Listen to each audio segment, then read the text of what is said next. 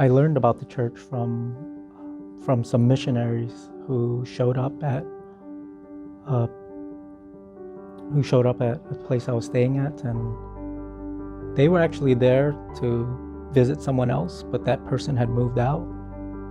And I mean, this was during the middle of the COVID lockdown, so I was kind of isolated and kind of struggling with some personal problems. And I thought they were very impressive people, and I told them that I thought that they were doing doing really good work, kind of giving a lot of themselves to go help strangers. And so they kind of explained a little bit about their faith, and they gave me the Book of Mormon. And I think I glanced at it like once or twice, but I had a really hard time getting into it and reading it. I did not even believe in God at the time anyway, so, but I kept, I opened up to them about my problems, and like we met a few more times about I was struggling with the drinking problem at the time, and just other afflictions such as sleep problems. And I kept putting off coming to church, and because of COVID, it was easy for me to kind of use that as an excuse to not go. And I think a year later or so, I was contacted by Elder Hodges and Elder Mahe while I think it was a Saturday night, and I was doing really bad. I mean, I was in a grip of just kind of abusing alcohol, and just feeling really hopeless and like I was never going to get out of this cycle. Just complete misery and apathy. And the first time they called, I wasn't picking up calls from anyone at the time. And I was just kind of deep in my own pit. So I kind of let it go to voicemail, and I think about 30 seconds later,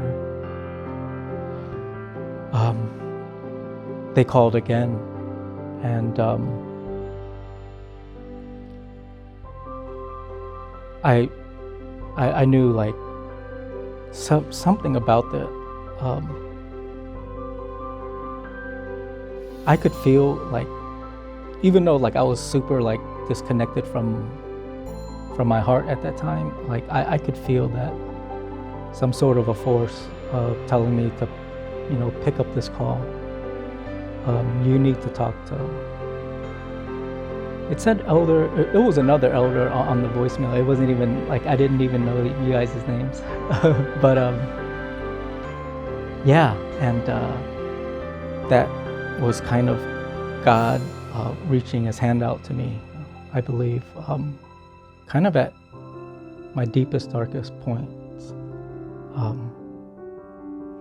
That I certainly wasn't going to get out by myself. You could have given me $1 billion and just make me president of the United States, and like I would still be just utterly miserable, like just my state of mind at that point. And Elder Hodges and Elder Mahe were just really, I could sense the love, like, and just the faith and the they weren't like the missionaries that contacted me in the past, because they did not take no for an answer, basically. Just very kind of on a mission, like, because they knew that they could sense what sort of situation I was in, and they knew they could help. I think they had faith that they could heal me. So I met with them for about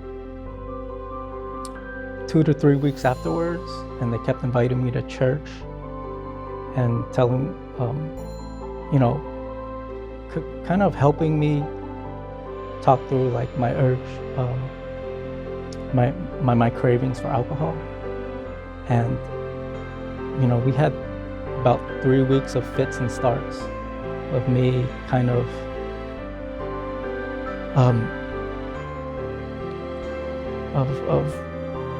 you know, wanting to come to Christ, but just I had the devil was just on me, and they explained that to me, that the devil's just working on you really hard because he knows that you're very close to kind of breaking out of that bondage and coming to Christ. So that helped me kind of, kind of conceptualizing it as the devil's work. It helped me kind of depersonalize some of the thoughts that I was having. Like, I just felt so worthless and just like, why do I keep kind of beating myself up? And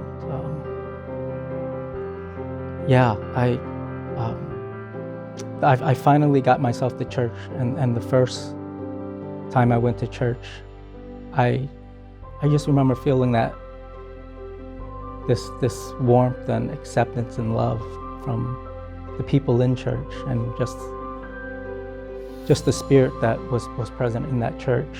And I mean, that night I just kind of, that was the first time I really prayed sincerely and just open, you know, just pour my heart out to God, and just really ask for help and love from God. And I think it was only because I felt that love in church that I would even know what to ask for or what feeling to ask for, because it's kind of hard to, it would be hard to kind of know what feeling to kind of search for if you haven't felt it already. So I think going to church it's very critical for having a deep and sincere and successful prayer, because, you know, it's just kind of just words if it's not accompanied by a sensation, and that sensation you can get in church. So ever since then, like, the urge for alcohol it weakened a lot. I would say it's almost disappeared, but, you know, it comes around from time to time. But I think that I guess, I mean, God took alcohol away from me, which I sort of enjoyed for so long and relied on, but he replaced it with something else. So, like, I don't feel empty anymore and kind of seeking it out. So it's, I feel so blessed, and I know it was really just luck of having, you know, Elder Hodges and Elder Mahe just kind of calling people on Saturday night. Well, I wouldn't say luck. I do think God kind of put them in my path to that was his way of reaching out his hand to me. And I mean, every time I go to church, I just come away with this is kind of like this well. I guess they call it the Holy Ghost, but it's sort of like, even if there's a storm outside, I mean, in your mind or just in your life, like, there's this really still sort of body of water, like a lake or a well, that just with no ripples or no waves at all. And it just gives me a feeling of of protection against sort of like when I have negative thoughts enter my mind. I just always know that there's something kind of underneath all of that that's very still and very at peace. So, and that's that was my experience of the Holy Ghost so far. Just that it's kind of like this still. It's like a lake or a well that's just deep inside of you. And yeah, I mean, you guys asked about baptism, and it was exactly like everyone said, that it was just it's an experience you're going to remember for the rest of your life. I just remember this overwhelming feeling of love, like that kind of like soaked. It just sort of flowed through me while Brother Kelly was speaking, and that was before I was dunked in the water.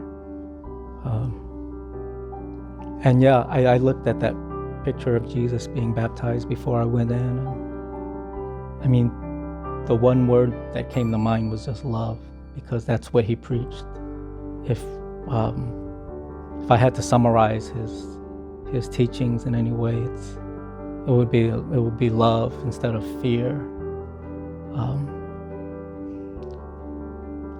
So yeah, I really hope that anyone who's struggling with the sort of afflictions that I was struggling with, the best thing you can do, the best single thing you can do is just walk into church.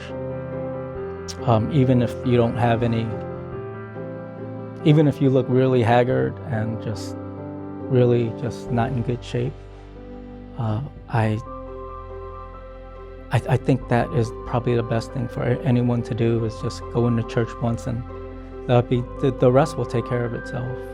Because you need to feel that love in order to know how to read the Book of Mormon or how to pray.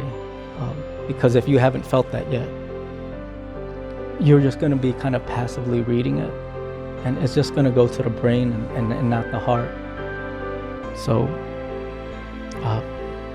that would be kind of for anyone who's going through these those feelings of loneliness and despair. I would just walk into church, like the nearest Church of Jesus Christ of Latter-day Saints. And I'm pretty sure that the people in there will take care of anybody who truly seeks their help. So that's my testimony, my experiences. I hope that it helps someone find the sort of love and peace that I'm feeling right now, and just all the blessings that come with being a loving person instead of a fearful or self-interested person.